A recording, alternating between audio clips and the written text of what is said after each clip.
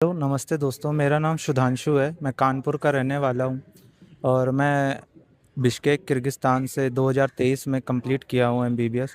उसके बाद से मैं एफएमजी की तैयारी कर रहा था, तो मेरी मदर को कैंसर था। जब मैं दिल्ली में यहाँ पे रह के कोचिंग कर रहा था तो मुझे पता चला था, तो मैं आधी कोचिंग छोड़ करके मैं अपने घर चला गया था। फिर उसके बाद से मेरी मदर को कीमो वगैरह कराना और आगे का ट्रीटमेंट कराना, उसमें मैं मतलब पढ़ाई वढ़ाई नहीं कर पा रहा था और पूरी तरह से डिस्टर्ब हो गया था। मेरे फादर भी जो है एक्सपायर हो गए इसी चिंता में। और ये मतलब 1 डेढ़ साल के अंदर दोनों लोग चले गए। मतलब हुआ ये कि जनवरी में पिछले साल 2025 में जनवरी में फादर मेरे एक्सपायर हुए और 2025 में ही मार्च में मदर एक्सपायर हो गई। इतनी टेंशन रहती थी कि मैं मतलब कैसे अपने आप को संभाल पाऊँ। मैं अकेला पड़ गया था एकदम। ना मेरी कोई फैमिली में कोई हेल्प किया, ना मेरे कोई रिलेशन में कोई हेल्प किया। बस अपने ऊपर ही डिपेंड रहता था। और उसमें भी मैंने मतलब पढ़ाई करके 138 मार्क्स पाए, लेकिन उससे मैं खुश नहीं हूँ, क्योंकि मुझे पता है कि मेरे मार्क्स इतने नहीं मैं डिज़र्व करता हूँ, मैं इससे ज़्यादा डिज़र्व करता हूँ। इस बार के पेपर में इस प्रकार की धांधली हुई है कि इस बार बिना बताए वीडियो बेस्ड क्वेश्चन डाल दिए गए हैं, जिसकी वजह से मेरा तो मतलब करियर ही बेकार हो गया है। अभी मैं फ़िलहाल ओला और रैपिडो में बाइक राइडिंग कर रहा हूँ। ये सिचुएशन आ गई थी कि मतलब मेरे पास में जेब में पैसे नहीं होते थे। 10-10 रुपए के लिए मैं तरस जाता था कभी कभी। तो इस इतनी दिक्कत होने के बाद भी मतलब मैंने हार नहीं मानी और फिर भी मैं लड़ता रहा, लेकिन एनबीई ने पूरी तरह से हरा दिया है। एनबीई ने हर एक बच्चे को इतना मानसिक रूप से प्रताड़ित कर दिया है कि जिसकी कोई सीमा नहीं है। आप भी अगर आज आवाज़ नहीं उठाते हो तो आप कभी आवाज़ नहीं उठा पाओगे, क्योंकि ये अंतिम अंतिम बार होगा कि आप अपनी आवाज़ बनो और हम सब की आवाज़ बनो। जसवंत सर और आशीष सर और हमारे साथ में जितने भी लोग जुड़े हुए हैं, और जो जसवंत सर बिना कुछ खाए पिए भूख हड़ताल में 3 दिन से आज बैठे हुए हैं, उनके लिए अगर आप लोग नहीं आते हो तो आप मतलब इंसान कहलाने लायक भी नहीं हो। मैं आपसे विनती करता हूँ भाई कि मैं कानपुर से चल के आया हूँ। मेरे पास में पैसे की भी समस्या, मेरे पास में हर चीज़ की समस्या है। वो सब छोड़ करके मैं अब सर से मिलने आया, मैं सर का आशीर्वाद लेने आया। कम से कम इतना मैं कर रहा हूँ। और आप लोग को भी आना चाहिए, जो आप लोग गौतम नगर में बैठे हुए हो।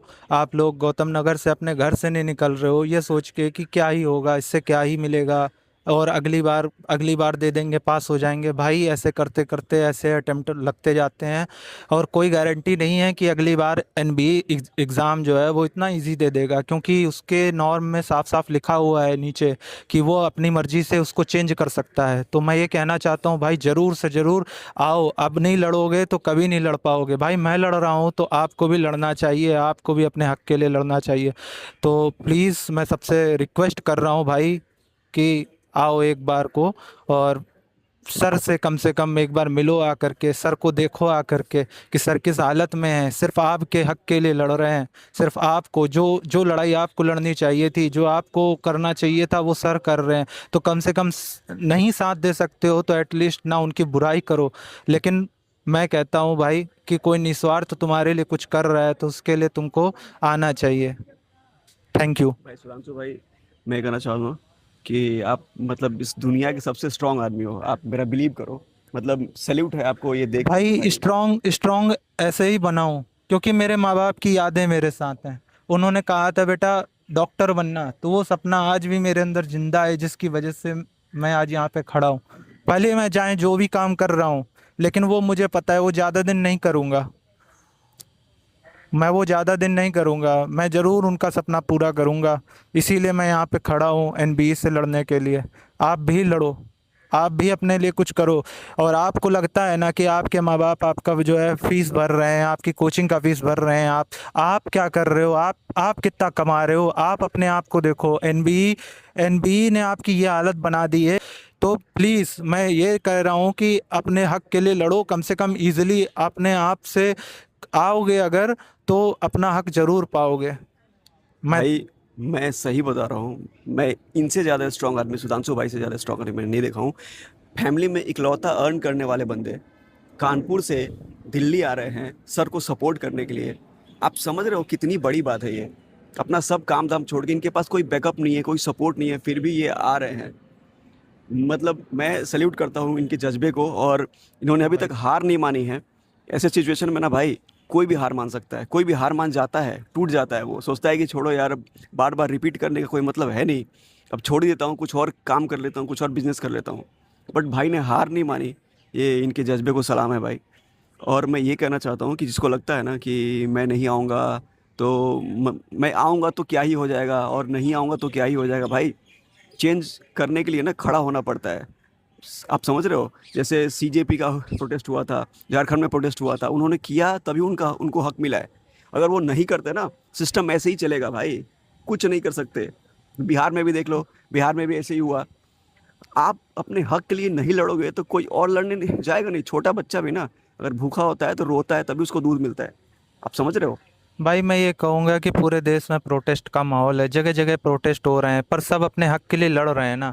यहाँ तक कि वकील अपने लिए लड़ रहे हैं, वकील प्रोटेस्ट कर रहे हैं, स्टूडेंट प्रोटेस्ट कर रहे हैं, झारखंड में प्रोटेस्ट कर रहे हैं, स्कूलों में बच्चे तक प्रोटेस्ट कर रहे हैं। जब स्कूल के बच्चे अपने लिए हक के लिए लड़ सकते हैं यार, तो आप तो फॉरेन से रिटर्न आए हुए स्टूडेंट हो यार। अगर आप नहीं लड़ सकते हो तो फिर मतलब किससे उम्मीद रखी जाएगी। सिर्फ आपसे मैं उम्मीद करता हूँ भाई कि ज़रूर से ज़रूर यहाँ पर आओ, यहाँ पर अपना अटेंडेंस दो, आकर के एक बार आ करके तो देखो कि यहाँ पे क्या सिचुएशन है। एक बार अपने घर से तो निकल के देखो भाई, अपने लिए स्टैंड लो। अगर आज नहीं लिए ना तो ज़िंदगी भर पछताते रहोगे। भाई बस अगर इतना ही ये देख कहूँगा। के ना, ये देख के आपका खून नहीं खोल रहा है तो समझो आपके बॉडी में खून है ही नहीं, आप डूब के मर जाओ। मैं सही बता रहा हूँ, मेरे मुंह से ऐसा निकल रहा है इसलिए क्योंकि मैं देख रहा हूँ भाई का स्ट्रगल। तुम सोचो यार, मतलब किस सिचुएशन में है ये, क्या